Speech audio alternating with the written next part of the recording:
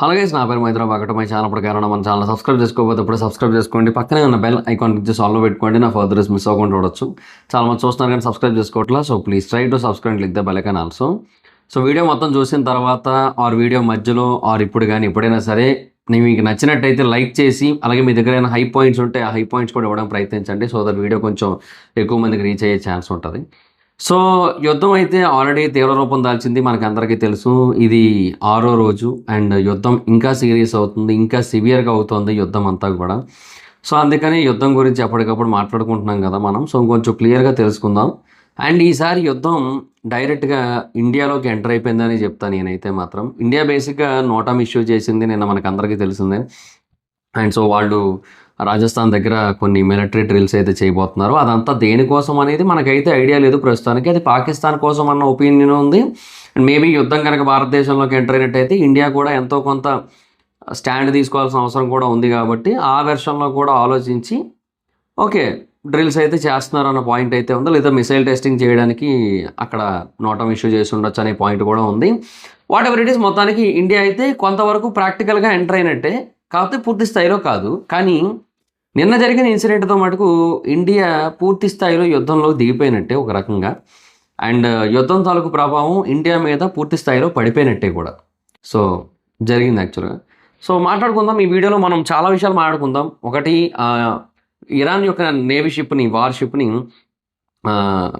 America ధ్వంసం చేసేసింది. American submarine ఒకటి నాశనం చేసింది టార్పిడోతో.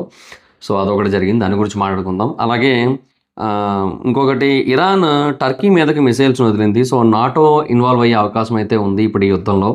నాటో కనుక ఇన్వాల్వ్ అయినట్టయితే యుద్ధం ఇంకా తీవ్ర రూపం దాల్చే అవకాశాలు అయితే ఉన్నాయి. తర్వాత మూడవది, ఇండియాకి బేసిక్గా ఇప్పుడు స్ట్రైట్ ఆఫ్ హార్మజ్ ఏదైతే ఆగిపోయిందో దాంట్లో యాక్చువల్గా ఒక దేశానికి చెందిన షిప్పులు మటుకు ఇరాన్ అలౌ చేస్తోంది. బట్ మన దేశానికి చెందిన షిప్పులను అయితే ఏమి అలౌ చేయట్లేదు ప్రస్తుతానికి.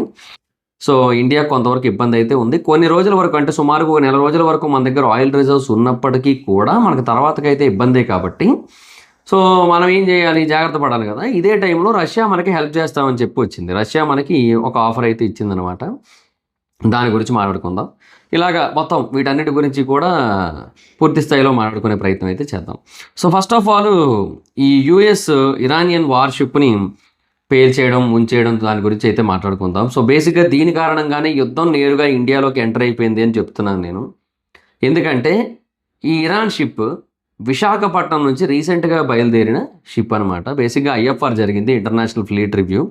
అండ్ అది మాత్రమే కాదు, ఇంకొక 2 యాక్టివిటీస్లో కూడా పార్టిసిపేట్ చేసింది ఈ షిప్. అంటే వైజాగ్లో మొత్తం 3 మేజర్ ఇంటర్నేషనల్ నేవల్ ఈవెంట్స్ జరిగాయి. అందులో ఒకటి ఇంటర్నేషనల్ ఫ్లీట్ రివ్యూ 2026, ఇంకొకటి మిలాన్ నేవల్ ఎక్సర్సైజ్, మూడోది Indian ocean naval symposium IONS. So ఇది కూడా జరిగిందనమాట.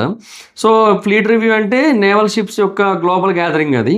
తర్వాత మిలాన్ నేవల్ ఎక్సైజ్ అంటే ఆసియా యొక్క అతిపెద్ద నేవల్ డ్రిల్స్. ఇందులో 75 కంట్రీలు పార్టిసిపేట్ చేస్తాయి. ఈవెన్ యుఎస్, రష్యా, ఇరాన్ వీటికి సంబంధించినవి కూడా పార్టిసిపేట్ చేసాయి.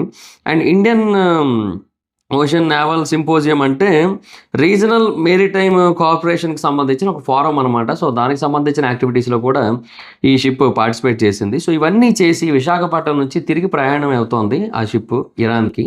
ఎందుకు? కోర్స్ అక్కడ వాళ్ళ అవసరం ఉంది, ఆ షిప్ యొక్క అవసరం అయితే ఉంది. సో అందుకని ఆ షిప్ వెళ్తోంది. ఆ షిప్లో 180 మంది క్రూ మెంబర్స్ ఉన్నారు.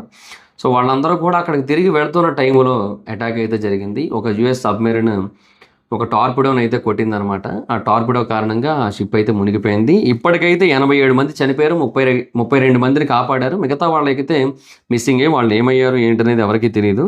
ఇది జరిగింది శ్రీలంకన్ వాటర్స్లోనే జరిగింది. శ్రీలంకలోని గాలే ప్రాంతానికి దక్షిణ భాగంలో 40 నాటికల్ మైల్స్ దూరంలో జరిగింది ఈ ఇన్సిడెంట్ అంతా కూడా. సో శ్రీలంకన్ వాటర్స్లోనే జరిగింది. ఇంటర్నేషనల్ వాటర్స్ అయినప్పటికీ కూడా శ్రీలంకన్ వాటర్స్లో జరిగిందనమాట.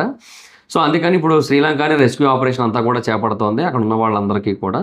సో వీళ్ళ యొక్క ఉద్దేశం, యుఎస్ యొక్క ఉద్దేశం ఆ షిప్ను ధ్వంసం చేయడం. ఎందుకంటే ఆ షిప్ బేసిక్గా 2021లో ఇరాన్ స్వయంగా తయారు చేసుకున్న యుద్ధ నౌకల్లో ఒకటి.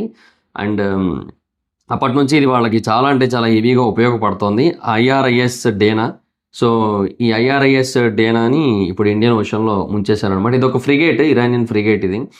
సో దాన్ని ధ్వంసం చేయాలనే ఉద్దేశంతో చేశాం. ప్రాణాల గురించి కాదన్నట్టుగా చెప్తున్నారు. బట్ ధ్వంసం అనేది జరుగుతున్నప్పుడు, యుద్ధం అనేది జరుగుతున్నప్పుడు ఖచ్చితంగా ప్రాణాలు అయితే పోతాయి. అందులో భాగంగానే ఇప్పుడు 87 మంది ఇరాన్ సోల్జర్స్ అయితే చనిపోయారు.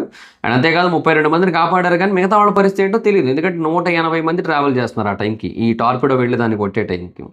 సో మరి వాళ్ళందరి పరిస్థితి ఏంటనేది మనకైతే క్లారిటీ అయితే లేదు బేసిక్‌గా. అండ్ బేసిక్‌గా ఇది చాలా అంటే చాలా పెద్ద విషయం.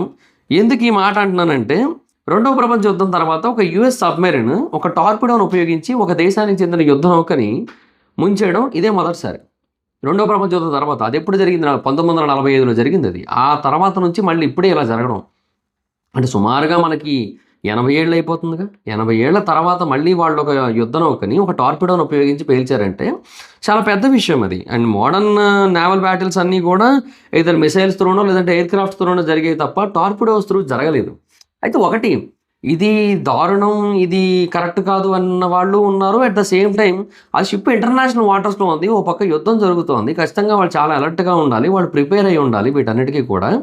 వాళ్ళు ప్రిపేర్ అయ్యి ఉండకపోతే ఎలాగా అంటున్నారు. కానీ యాక్చువల్‌గా అది యుద్ధానికి ప్రిపేర్ అయ్యి ప్రయాణిస్తున్న నౌక కాదది. యుద్ధ నౌక కాదది.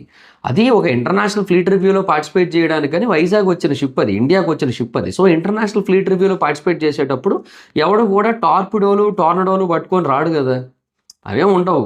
So even missile interceptors, torpedo interceptors ఇవేవి పట్టుకొని కూడా రాడు. రాడార్ జామర్స్ ఇవేమి పట్టుకొని రారు. సో డెఫినెట్‌గా వాళ్ళేంటంటే యుద్ధానికి ప్రిపేర్ అయ్యి రాలేదు. మళ్ళీ ప్రిపేర్ అవ్వడానికి ఎళ్తున్నారు యాక్చువల్‌గా. వాళ్ళు రిటర్న్ అవ్వాలి, ఇరాన్‌లో ఇలా జరుగుతుంది కాబట్టి అని చెప్పి బయలుదేరారు. అండ్ బయలుదేరి యుద్ధంలో పార్టిసిపేట్ చేయడానికి, యుద్ధానికి సిద్ధం అవ్వడానికి వాళ్ళు ఎళ్తున్నారు. సో యుద్ధానికి బయలుదేరుతున్న టైంలో అటాక్ చేశారనమాట. సో అది చాలా దారుణం అని చెప్పి చాలా మంది నుంచి ఒక ఒపీనియన్ అయితే ఉంది మరింకా. ఖచ్చితంగా వాస్తవమే కదా అది. ఎందుకంటే నిరాయుధులు వీళ్ళిప్పుడు ఖచ్చితంగా చెప్పాలంటే. ఎందుకంటే వాళ్ళు జస్ట్ ఫ్లీట్ రివ్యూ కోసం వచ్చారు. ఫ్లీట్ రివ్యూ కోసం ఎలా వస్తారు? క్యాజువల్‌గా వస్తారు. వాళ్ళ డ్రెస్‌లవి యేసుకొని వస్తారు. అండ్ ఇక్కడ ఆ షిప్ యొక్క ఏమంటారు దాని తాలూకు స్పెషాలిటీస్ ఏవైతే ఉంటాయో వాటన్నిటిని చూపిస్తారు పీపుల్ ముందు. ఆ తర్వాత అక్కడ మార్చింగ్ అవన్నీ కూడా చేస్తారు. చేశారు కూడా వైజాగ్ బీచ్ రోడ్‌లో. తర్వాత ఏమైనా స్పెషల్ టూరిస్ట్ ప్లేస్ లాంటివి ఉంటే ఫ్రీ దొరికినప్పుడు అక్కడికి వెళ్తారు కూడా. అండ్ ఇన్‌ఫాక్ట్ వెళ్ళారు కూడా. ఈ కైలాసగిరి గ్లాస్ బ్రిడ్జ్ ఆ మధ్య ఓపెన్ అయింది కదా వైజాగ్‌లో. సో దాన్ని కూడా విజిట్ చేశారు. ఆ ఫోటోస్ కూడా ఇంటర్నెట్‌లోకి వచ్చాయి ప్రెజెంట్. సో వాళ్ళు అవన్నీ చూసుకొని ప్రశాంతంగా తిరిగి వెళ్తున్నారు. సో వాళ్ళ మీద అటాక్ చేయడం అనేది కొంతవరకు కరెక్ట్ కాదు. ఇప్పుడు ఇరాన్ దగ్గరలో చాలా యుద్ధ నౌకలు ఉన్నాయి. అక్కడ అటాక్ చేయొచ్చుగా. ఇప్పుడు పెర్ల్ హార్బర్ మీద అప్పట్లో జపాన్ అటాక్ చేసినట్టు వీళ్ళు కూడా ఏదైనా హార్బర్ మీద అటాక్ చేయొచ్చు. బట్ అదేం చేయలేదు. ఏదో మధ్యలో ఉన్న ఒక షిప్ మీదకెళ్ళి, అది కూడా ఆయుధాలు ఏమి షిప్ మీదకెళ్ళి అటాక్ చేసేస్తానంటే ఎలాగది? ఇదైతే కరెక్ట్ కాదు. చాలా అంటే చాలా పెద్ద మిస్టేకే నన్ను అడిగితే. సో దీని కారణంగానే ఇప్పుడు యుద్ధం అనేది మిడిల్ ఈస్ట్‌ని దాటి నేరుగా మన దగ్గరకు వచ్చేసింది. ఇండియన్ ఓషన్‌లోకి వచ్చేసింది. అండ్ అఫీషియల్‌గా ఇండియాలోకి ఎంటర్ అయిపోయినట్టు. ఎందుకంటే విశాఖపట్నం పేరు, భారతదేశం పేరు చాలా ఎక్కువగా వినబడతాయి ఇది జరిగిన తర్వాత. ఎక్కడి నుంచి బయలుదేరింది షిప్ అంటే విశాఖపట్నం నుంచి. అసలు ఎందుకు వచ్చింది విశాఖపట్నం కంటే ఐఎఫ్ఆర్ కోసం, మిలాన్ కోసం, ఐఓఎన్ఎస్ కోసం, వీటి కోసం వచ్చింది. వాటి కోసం వచ్చిన షిప్‌ని పేల్చేశారు. మరి ఇప్పుడు ఖచ్చితంగా భారత్ దీనికి ఏమంటారు సంజాయిషి అయినా ఇవ్వాలి, లేదంటే బాధ్యత అయినా తీసుకోవాలి. అట్లీస్ట్ లైక్ ఎలా అంటే ఇది కరెక్ట్ కాదు అని దీన్ని ఖండించాలి కూడా అట్లీస్ట్. ఇప్పుడు ఇండియా పరిస్థితి అది. ఇండియా ఇప్పుడు ఎటు కానీ పరిస్థితుల్లో ఉందన్నమాట. ఇండియా ఏంటి ఇప్పుడు బేసిక్‌గా ఇజ్రాయెల్‌తో చాలా మంచి రిలేషన్స్ మెయింటైన్ అవుతూ ఉంటాయి. ఇజ్రాయెల్ యాక్చువల్‌గా యూఎస్‌ని బాగా గ్రిప్‌లో పెట్టుకుందన్న ఫీలింగ్ అయితే చాలామందికి ఉంది. ఇజ్రాయెల్ ఏం చెప్తే యూఎస్ అది చేస్తుందన్న ఫీలింగ్ ఉంది. సో ఇండియా బేసిక్‌గా ఇజ్రాయెల్‌తో బాగానే ఉంది. కానీ ఇప్పుడు ఇండియాకి బేసిక్‌గా కుడితిలో పడ్డెలక పరిస్థితి. ఇప్పుడు యూఎస్ చేసిన పనిని వ్యతిరేకిస్తేనేమో మరి యూఎస్, ఇజ్రాయెల్ కలిపి యుద్ధం చేస్తున్నాయి కాబట్టి మరి వాళ్ళు చేసిందని వ్యతిరేకించినట్టే. బట్ అలాగని దీన్ని వ్యతిరేకించకుండా కనుక ఉన్నట్టయితే భారతదేశానికి ఒక ఫ్లీట్ రివ్యూలో భాగంగా ఒక యాక్టివిటీలో పార్టిసిపేట్ చేయడానికి వచ్చిన ఒక యుద్ధ నౌకని ఇలా పేల్చేస్తే మీరు కనీసం జవాబుదారీతనం లేకపోవడం కానీ, లేదంటే మీరు కనీసం దాని గురించి స్పందించకపోవడం కానీ కూడా చాలా పెద్ద తప్పు అని చెప్పి ఇంటర్నేషనల్‌గా అందరూ కూడా దుమ్మెత్తిపోస్తారు. అట్ ద సేమ్ టైం ఫర్దర్‌గా ఇలాంటి ఇంటర్నేషనల్ ఫ్లీట్ రివ్యూలు, ఇలాంటి యాక్టివిటీస్ ఏమి జరగవు ఇండియాలో కూడా. సో ఇలాంటి ప్రాబ్లమ్స్ కూడా కొంతవరకు ఉంటది. అండ్ ఆఫ్‌కోర్స్ వేరే దగ్గర జరిగినప్పుడు మన షిప్పులు కూడా వెళ్తాయి ఇంతకుముందు. కాకపోతే ఎప్పుడు అలా జరగలేదు. ఈవెన్ వేరే దేశాలకు చెందినవి కూడా వచ్చాయి. కానీ వాళ్ళవి కూడా ఏం కాలేదు. కానీ యుద్ధం జరుగుతుంది కాబట్టి ఇలా జరిగింది కానీ. సో ఇప్పుడు ఇండియా ఖచ్చితంగా జవాబుదారీగా ఉండాలి ఈ విషయంలో. ఏదో ఒక రెస్పాన్స్ అయితే ఉండాలి అట్లీస్ట్ ఇండియా నుంచి. ఇది చాలా దారుణమనో, లేదంటే అట్లీస్ట్ చాలా బాధాకరమనో ఏదో ఒకటి చెప్పాలి. యుద్ధంలో ప్రాణాలు పోతూ ఉంటాయి. ఏం చేస్తాం అన్నట్టుగానే ఏదో ఒక రెస్పాన్స్ అయితే ఎక్స్‌పెక్ట్ చేయాలి ఇండియా నుంచి. ఏది ఇవ్వకపోతే మటుకు ఇండియాకి ప్రాబ్లమే. సైలెంట్‌గా ఉంటే కూడా చాలా ప్రాబ్లమ్ ఈ విషయంలో. మిగతా అన్నిటి విషయాల్లో ప్రాబ్లమ్ లేదు. ఎందుకంటే అది ఇండియాకి సంబంధించింది కాదు. ఇప్పుడు ఖచ్చితంగా ఈ విషయంలో మటుకు ఇండియా స్పందించి తీరాల్సి ఉంటది. అది మెయిన్ ప్రాబ్లమ్. సో యుద్ధం నేరుగా ఇండియాలోకి ఎంటర్ అయిపోయింది. అఫ్‌కోర్స్ ఇరాన్ ఇండియా మీదకి అంత అటాక్ అయితే చెయ్యదులేండి గానీ, ఎందుకంటే ఇండియా మీద అంత ఇంట్రెస్టెడ్ అంత అంత కోపంగా లేదు. ఎందుకంటే ఇప్పుడు ఇక్కడ బేసులు కూడా ఏమీ లేవు, అవేమీ లేవు. సో ఇరాన్ ఇండియా ఏం చేస్తదో లేదో కూడా ఆలోచిస్తది. ఎందుకంటే వాళ్ళకేం సంబంధం వాళ్ళొక షిప్‌లో భాగంగా, వాళ్ళొక యాక్టివిటీలో భాగంగా మనోళ్ళని అడిగారు. మన వాళ్ళు ఎళ్లారు. బట్ ఇదంతా ఓపెన్ ఇన్ఫర్మేషన్ గదా! పైగా మళ్ళీ. సో ఇదేమి ఇండియా పోనీ లీక్ చేసింది, ఇండియా పోనీ చెప్పింది అనుకోవడానికి కూడా లేదు. It's an open info. ఇది అందరికీ తెలుసు. అక్కడ ఇరాన్ షిప్ ఒకటెళ్ళింది. అది కూడా చాలా పెద్ద షిప్పే అది. ఫ్రిగేట్ అది. అండ్ ఖచ్చితంగా అది రిటర్న్ వస్తది. ఇది జరిగిందంటే ఇదంతా కూడా. అది అక్కడే ఎందుకు ఉండిపోద్ది? ఉండిపోదు కదా! ఈ క్లారిటీస్ అన్నీ అందరికీ ఉన్నాయి. సో కాబట్టి ఇంకా అటాక్ జరిగింది కాబట్టి ఇందులో ఇండియా హస్తం ఏమీ లేదులే అని చెప్పి కూడా ఇరాన్ అనుకుంటది ఖచ్చితంగా. ఎందుకంటే మన హస్తం ఏం లేదు నిజంగానే. బట్ ఏదైనా సరే యుద్ధం అనేది మన దేశం లోపల కూడా ఎంటర్ అయిపోయినట్టే. సో ఎస్పెషల్లీ విశాఖపట్నం ఇరాన్ వాడు ఎత్తరేమో విశాఖపట్నం మీద బాంబులు దడ దడ దడ దడ పరిస్థితి ఏంటప్పుడు. సరే ఇది పరిస్థితి ఒకటి. అది ఇంకొకటి, ఓ పక్క ఇరాన్ మీద ఇలా అటాక్స్ జరుగుతున్నప్పటికీ మరొక పక్క ఇరాన్ కూడా చాలా అంటే చాలా గట్టిగా ప్రతిఘటిస్తోంది. చాలా తీవ్రంగా అటాక్ అయితే చేస్తోంది వేరే దేశాల మీద. ఎవరు ఎక్స్పెక్ట్ చేయట్లేదు కానీ జరుగుతుంది యాక్చువల్‌గా. ఇరాన్ చాలా గట్టిగానే రెస్పాన్స్ అయితే ఇస్తోంది. చాలా పీక్స్ లెవెల్స్ ఆఫ్ రెస్పాన్స్ అయితే ఇస్తోంది. అండ్ వాళ్ళు ఏం చేశారు, ఇప్పుడు టర్కీ మీదకి ఒక బాలిస్టిక్ మిసైల్ వదిలారనమాట. సో టర్కీ నాటో మెంబర్ కాబట్టి నాటో టెరిటరీ మీద ఏదైనా ఒక దేశం మీద బాంబు కనుక పడినట్టయితే, ఇట్లా దాడి కనుక జరిగినట్టయితే ఆటోమేటిక్‌గా నాటోలోని మిగతా దేశాలన్నీ కూడా స్పందించాలి. నాటోలోని మిగతా దేశాలన్నీ కూడా అవతల దేశం మీదకి యుద్ధానికి వెళ్ళాల్సి ఉంటుంది. ఇవన్నీ చేయాల్సి ఉంటుంది. అంటే నాటోలో బేసిక్‌గా ఒక ఒక ఆర్టికల్ ఉంటుంది. ఆర్టికల్ 5. ఈ ఆర్టికల్ 5 ప్రకారంగా ఖచ్చితంగా నాటోలో ఏ దేశం మీద యుద్ధం జరిగినా కూడా అన్ని దేశాలు కూడా స్పందించాల్సి ఉంటదనమాట. సో ఇరాక్, సిరియా మీదుగా టర్కీ మీదకు ఒక బాలిస్టిక్ మిసైల్‌ని అయితే వదిలింది. చాలా పెద్ద మిసైల్‌ని వదిలింది. అయితే నాటోకి ఎర్లీ వార్నింగ్ రాడార్ సిస్టమ్స్ ఉంటాయి కదా! సో వాళ్ళు ఆ లాంచ్‌ని డిటెక్ట్ చేశారు. సో నాటో యొక్క మిసైల్ డిఫెన్స్ సిస్టమ్ చాలా పవర్‌ఫుల్ అది కూడా. దాని పేరు Patriot PAC-3 and Aegis BMD ఇవన్నీ ఉన్నాయి. సో వాళ్ళు ఏం చేశారంటే మిసైల్‌ని మధ్యలోనే ఇంటర్సెప్ట్ చేశారు ఈస్టర్న్ మెడిటరేనియన్ మీద గాని. సో డైరెక్ట్‌గా తగలకపోయినప్పటికీ కూడా డెబ్రిస్ అయితే వచ్చి టర్కీలోని ఇన్సిర్లిక్ ఎయిర్ బేస్‌లో పడింది. ఇది కూడా నాటో యొక్క మిలిటరీ ఫెసిలిటీనే, చాలా పెద్దది ఇది కూడా చాలా ఇంపార్టెంటే వాళ్ళకి. సో డెబ్రిస్ అక్కడ పడింది. బట్ చాలా తక్కువలేండి, మరీ ఎక్కువ ఏం కాదు. బట్ ఏమంటే మిసైల్ అయితే పడలేదు కదా! మిసైల్ పడితే ఇంకా చాలా పెద్ద ప్రమాదం జరిగేది. సో నాటో అయితే ఆపేసింది. సో ఇప్పుడు టర్కీ అనేది యూరోప్‌కి, మిడిల్ ఈస్ట్‌కి, తర్వాత కాకసస్‌కి చాలా ఇంపార్టెంట్ క్రాస్ రోడ్ జంక్షన్‌లా బిహేవ్ చేస్తది యాక్చువల్‌గా టర్కీ అనేది. ఎందుకంటే ఇది బాస్ఫరస్‌ని అలాగే డాండర్నెల్ స్ట్రైట్స్‌ని కంట్రోల్ చేస్తది. అవి బేసిక్‌గా గ్లోబల్ నేవల్ మూవ్‌మెంట్‌కి, తర్వాత మెడిటేరియన్‌కి రష్యన్ యాక్సెస్‌ని వీటిని కంట్రోల్ చేస్తాయి ఇవి. సో టర్కీ మీద అటాక్ చేసి, టర్కీని గనక బ్లాక్ చేసి, ఈ స్ట్రైట్స్‌ని గనక బ్లాక్ చేసినట్టయితే రష్యన్ ఇన్వాల్వ్‌మెంట్‌ని చాలా వరకు ఆపేయొచ్చు. తర్వాత గ్లోబల్ నేవల్ మూవ్‌మెంట్‌ని ఇంకా డిస్టర్బ్ చేయొచ్చు.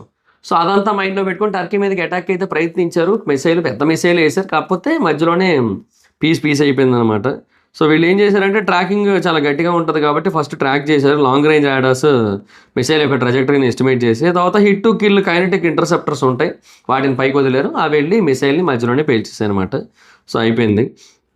సో యాక్చువల్‌గా ఇప్పుడు ఆర్టికల్ 5 అనేది ఇగ్నైట్ అవ్వలేదు. ఎందుకంటే టర్కీ మీద మిసైల్ పడలేదు కాబట్టి. ఒకవేళ టర్కీ మీద మిసైల్ పడుంటే మటుకు ఆర్టికల్ 5 అనేది ట్రిగర్ అయ్యేది. అండ్ ఖచ్చితంగా US మీద, UK మీద, ఫ్రాన్స్ మీద, జర్మనీ మీద చాలా ప్రెషర్ ఉండేది రిటాలియేట్ చేయడానికి. మీరు చేయాల్సిందే అది ఇది అని చెప్పి. ఇంకెందుకు మీరు చేయకపోతే ఇంతటి దాకా నాటో ఎందుకు అది ఇది అని చెప్పి కూడా అంటారు మరప్పుడు. ఖచ్చితంగా అంతే కదా! అయితే రీసెంట్‌గా ఇరాన్ ఏం చేసింది, సిప్రస్‌లోని ఒక బ్రిటిష్ ఎయిర్ బేస్ మీద అటాక్ చేసింది. అది సక్సెస్‌ఫుల్ అటాక్ కూడా అది. సో కొంతమంది ఏమంటున్నారంటే యాక్చువల్‌గా ఇప్పుడు ఏదైతే టర్కీ మీద అటాక్ జరిగిందో ఇది కూడా దాని యొక్క కంటిన్యూషన్ పార్టే. సో ఎప్పటినుంచో ప్లాన్ అయితే ఉంది వాళ్ళకి. సో అందులో భాగంగానే అటాక్స్ అయితే జరుగుతున్నాయని చెప్పి అభిప్రాయపడుతున్నారు అనమాట. సో ఇన్ కేసు ఒకవేళ ఇది నిజంగానే బ్రిటిష్ ఎయిర్ బేస్ల మీద, తర్వాత మిగతా main global important check points మీద అటాకులు చేసి వాటన్నిటిని నాశనం చేసి వాటన్నిటిని కూడా డిస్టర్బ్ చేసి ఇరాన్ తాలూకా సుపీరియారిటీ ఏంటో చూపించి ప్రపంచ దేశాలన్నీ కూడా ఏందిరా ఈ గోల, అరే యుఎస్, అరే ట్రంప్ ఆపరా, ఏందిరా అరే వద్దురా, అరే పోరా అరే అని చెప్పి అందరూ అంటారు, అనాలి అన్నది వీళ్ళ ప్లాన్ యాక్చువల్గా. సో దుబాయ్ మీద కానీ, లేదంటే సౌదీ మీద కానీ, ఖతర్ మీద కానీ, గల్ఫ్ కంట్రీస్ ఏవైతే ఉంటాయో వాటన్నిటి మీద అటాకులు చేయడానికి కూడా ఇదే ఒక రీజను. సో అన్ని వైపులా కూడా అటాకులు అయితే జరుగుతున్నాయి ప్రస్తుతానికి. సో ఇరాన్ అయితే చేసుకుంటూ వెళ్ళిపోతుంది, వాళ్ళ మీద కంటిన్యూస్గా జరుగుతున్నాయి. ఇజ్రాయెల్ మీద కూడా పడుతున్నాయి, ఇరాన్ మీద ఇజ్రాయెల్ అండ్ అమెరికా వేస్తారు అన్నీ కంటిన్యూస్గా పడుతున్నాయి. సో చాలా తీవ్ర రూపం దాలుస్తుంది యుద్ధం అయితే, చాలా పెద్ద స్థాయిలో మిసైల్స్ అయితే పడుతున్నాయి మొత్తం అన్నీ కూడా. సో బట్ చూడాలి మరి ఏంటో సిచ్యువేషన్. ఇరాన్ క్యాపబిలిటీస్ని పెంచుకుంది, వాళ్ళ దగ్గర చాలా పెద్ద మిసైల్ ఆర్సెనల్ ఉంది. మిడిల్ ఈస్ట్లో అదే అతిపెద్దదని చెప్పొచ్చు, వన్ ఆఫ్ ది లార్జెస్ట్. మొత్తం అది కాదులేండి కానీ. సో షహాబ్ 3 కానీ, సెజిల్ కానీ అన్నీ ఉన్నాయి. వాటి రేంజ్ 2000 కిలోమీటర్స్ వరకు ఉంది. సో దీనివల్ల ఏంటంటే చాలా హెవీగానే ప్రతిఘటిస్తోంది ఇరాన్ అయితే. బట్ చూడాలి మరి ఏం చేస్తారో ఏమో తెలియట్లేదు. తర్వాత మూడో విషయం ఏంటంటే చైనా. అంటే ఈ గ్యాప్లో ఇదంతా కూడా ఓవరాల్గా దేన్ని ఎఫెక్ట్ చేయడానికి, ఇప్పుడు టర్కీ మీద అటాక్ చేసింది దేనికి, టర్కీని కనుక డిస్టర్బ్ చేసినట్టయితే ఏవైతే స్ట్రైట్స్ దాన్ని కనెక్ట్ అయ్యి ఉన్నాయో అవన్నీ కూడా డిస్టర్బ్ అయిపోతే ఆటోమేటిక్గా రష్యాకి మెడిటేరియన్కి మధ్యన కనెక్షన్ పోతుంది, గ్లోబల్ ఆయిల్ సప్లై ఇంకా వర్స్ట్గా పడిపోద్ది. అప్పుడు ఇంకా అందరూ ఇరాన్ మాట వింటారనే ఫీలింగ్లో ఉన్నది. అది ఆఫ్కోర్స్ అది జరగలేదు, అది వేరే విషయం. బట్ ఏదైనా స్ట్రైట్ ఆఫ్ హార్మజ్ ఏదైతే ఎఫెక్ట్ అయిందో, అంటే బ్లాక్ చేసిందో ఇరాన్, సో దాని కారణంగా ఇండియా కొంతవరకు ఎఫెక్ట్ అయింది కదా. సో అందుకని ఇప్పుడు ఇండియాకి ఏంటి సిచ్యువేషన్ అనేది క్లారిటీ లేదు. కాకపోతే ఒక నెల రోజుల వరకు మన దగ్గర రిజర్వ్స్ ఉన్నాయి కాబట్టి మనకు ప్రాబ్లం లేదు. అయితే ఇదే టైముగా రష్యా బేసిక్గా మనకి హెల్ప్ చేయడానికి వచ్చింది యాక్చువల్గా. సో రష్యా మనకి ఎప్పుడు మంచి ఫ్రెండే, మనకు అందరికీ తెలిసిందే. సో రష్యా మనకి హెల్ప్ చేయడానికి వచ్చింది, రష్యా మనకి బిజినెస్ ఇవ్వడానికి వచ్చింది. అండ్ రష్యా ఇప్పుడు మనకి అమ్మినా, మనం రష్యా దగ్గర కొన్నా కూడా పట్టించుకునే పరిస్థితిలో ట్రంప్ లేడు కాబట్టి it's okay, fine and good. So Russia మనకి ఏంటంటే around 9 million barrels of crude ఆయిల్ని అయితే ఆఫర్ చేసింది. అది కూడా చాలా అంటే చాలా తక్కువ ప్రైస్కి. 9 million barrels of crude oil అనమాట, చాలా అంటే చాలా హ్యూజ్ అది. సో అంత మొత్తాన్ని మనకైతే ఆఫర్ చేసింది, తక్కువ ప్రైస్గా ఆఫర్ చేసింది. చూడండి మరి ఇంకా మన దగ్గర సరుకు తక్కువ రేటుకే ఉంది, మరి మీరు కూడా మరి కావాలంటున్నారు, అక్కడెక్కడో ఆగిపోయింది, మరి చూసుకోండి, మరి మీ ఇష్టం మరి అన్నట్టుగా రష్యా అయితే ఒక ఫ్రెండ్లీ హెల్ప్ అయితే చేసింది అనమాట మనకి. So that is the big news.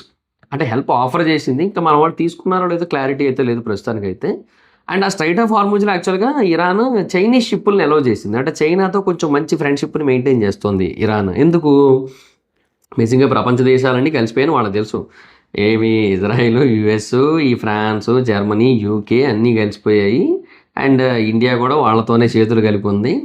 ఇప్పుడు ఇన్ కేస్ ఒకవేళ అంటే రష్యా మేబీ అగెయినిస్ట్ యుఎస్ ఏమో కానీ, బట్ ఓవరాల్గా యుద్ధం విషయానికి వచ్చినట్టయితే రష్యా ఇరాన్కి అంతగా సహాయం చేయదు, రష్యా ఇరాన్లో యుద్ధానికి దిగదు అని చెప్పి ఐడియా ఉంది. ఒకవేళ స్ట్రాటజిక్ వార్ఫేర్ ఏమైనా చేస్తే చేస్తుంది, అంటే వాళ్ళు సప్లైస్ ఇస్తారు, వీళ్ళు యుద్ధం చేసుకోవాలి, అలా ఏమైనా చేస్తే చేస్తుందేమో తప్పిస్తే అదర్వైజ్ రష్యా అయితే నేరుగా యుద్ధంలో దిగే పరిస్థితి లేదు. ఇంకా మిగిలిన దేశం ఏదైనా ఉంది అంటే కొద్ది గొప్ప పవర్ఫుల్ దేశం చైనా మాత్రమే, అంతే కదా. సో చైనా మాత్రం ఉంది కాబట్టి చైనాతో కొంత ఫ్రెండ్లీగా మూవ్ అవుతుంది. చైనీస్ షిప్పుల్ని మాత్రం అలౌ చేస్తోంది, మిగతా ఏ షిప్పుల్ని కూడా అలౌ చేయట్లేదు అనమాట ఇరాన్ అయితే.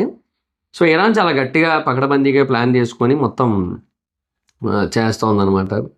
సో నైస్, ఫైన్, వాళ్ళు కొంచెం స్ట్రాటజికల్గానే ఉన్నారు. చెప్తున్నాను కదా, ఇరాన్ ఏమి చిన్న పసికోని ఏం కాదు, వాళ్ళకి అంత ఐడియా ఉంది, వాళ్ళు కూడా చాలా క్లారిటీగా స్ట్రాటజికల్గానే మూవ్ అవుతున్నారు. కాకపోతే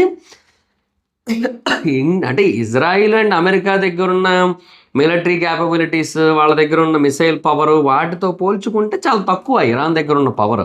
అందువల్ల మనకి కొంచెం వెనకబడుతూ కనబడుతూ ఉంటుంది. కానీ యాక్చువల్గా ఇరాన్ కూడా కొంచెం బెటర్గానే మూవ్ అవుతుంది. ఎందుకంటే వాళ్ళకైనా సరే ఎందుకని వాళ్ళ దేశాన్ని తీసుకుపోయి వేరే దేశంలో పెట్టాలి, వేరే దేశం చేతుల్లో పెట్టాలి. ఇప్పుడు ఇరాక్ ఉంది, ఇరాక్లో అప్పట్లో సద్దాం హుసేన్ రెజీమ్ని కంప్లీట్గా తీసిన తర్వాత ఈ ఇరాక్ పరిస్థితి చాలా వర్స్ట్గా తయారైంది. అక్కడ చాలా పెద్ద స్థాయిలో ఉగ్రవాద సంస్థలు తయారైపోయాయి. అండ్ వాటిని మళ్ళీ అణిచివేయడానికి అమెరికాకి చాలా ఖర్చు అయింది, చాలా టైం కూడా వేస్ట్ అయిపోయింది, చాలా వర్స్ట్ తయారైన సిచ్యువేషన్. సో ఇప్పుడు కూడా దీన్ని డీస్టెబిలైజ్ చేసిన తర్వాత దీన్ని ఎలా హ్యాండిల్ చేస్తారో వాళ్ళకి ఐడియా లేదు. బట్ ప్రస్తుతానికైతే డీస్టెబిలైజ్ చేసేయాలి, అది వాళ్ళ మైండ్లో ఉంది. సో వెనిజులాని బాగానే హ్యాండిల్ చేశారు కదా, ఇరాన్ కూడా చేసేయగలుగుతున్నాం అనుకుంటున్నారు. బట్ ఇరాన్ ఏమో చెప్పలేము, ఇక్కడ ఏమో వీళ్ళు ఇలా చేయడం వల్ల ఏమైనా ఉగ్రవాద సంస్థలు లాంటివి పుట్టుకు రావచ్చేమో చెప్పలేం కదా. సో కొంతమంది హైడౌట్‌లో ఉండి అక్కడ ఏమైనా చేయొచ్చు తెర వెనక. సో అంతే చెప్తున్నాడు కదా. పాయింట్ ఏంటంటే ఇవి చాలా రకాల పరిణామాలకు దారి తీస్తాయి అండ్ అలా తీస్తూ ఉన్నాయి కూడా ప్రస్తుతానికి. సో యుద్ధం అయితే తీవ్ర రూపం దాల్చింది అండ్ అది ఇంకా ముందుకెళ్తది. సో ఫర్దర్‌గా ఇంకేమైనా అప్డేట్స్ వచ్చినట్టయితే వాటి గురించి కూడా మీకు ఎక్స్‌ప్లెయిన్ చేస్తాను. So that's it guys. ఇది ఈరోజు ఇప్పటివరకు ఉన్న అప్డేట్స్ అయితే. సో వీడియో మీకు నచ్చితే లైక్ చేసి అండ్ మీ ఒపీనియన్ ఏంటో చెప్పండి కింద కామెంట్ సెక్షన్‌లో వీటి మీద. అండ్ ఈ వీడియో మీకు నచ్చితే లైక్ చేసి హై పాయింట్స్ ఇవ్వండి. అండ్ ఈ వీడియో మీకు ఇంకా నచ్చితే షేర్ చేయండి మీ సోషల్ మీడియా ప్లాట్‌ఫామ్స్‌లో like Facebook, WhatsApp, Twitter, Insta వీటన్నిటిలోని కూడా. అండ్ ఎప్పటివరకు ఎవరైనా మన ఛానెల్ సబ్స్క్రైబ్ చేసుకోకపోతే ఇప్పుడే సబ్స్క్రైబ్ చేసుకోండి. పక్కనే ఉన్న బెల్ ఐకాన్ క్లిక్ చేసి ఆల్‌లో పెట్టుకోండి. నా ఫర్దర్స్ మిస్ అవ్వకుండా చూడొచ్చు. చాలా మంది చూస్తారు కానీ సబ్స్క్రైబ్ చేసుకోవట్లేదు. So please try to subscribe click the bell icon also. నా ఇన్‌స్టాగ్రామ్ ఐడి మాత్రం అక్కడ వచ్చి ఫాలో అవ్వచ్చు. Thank you so much. I am meet next video. By by.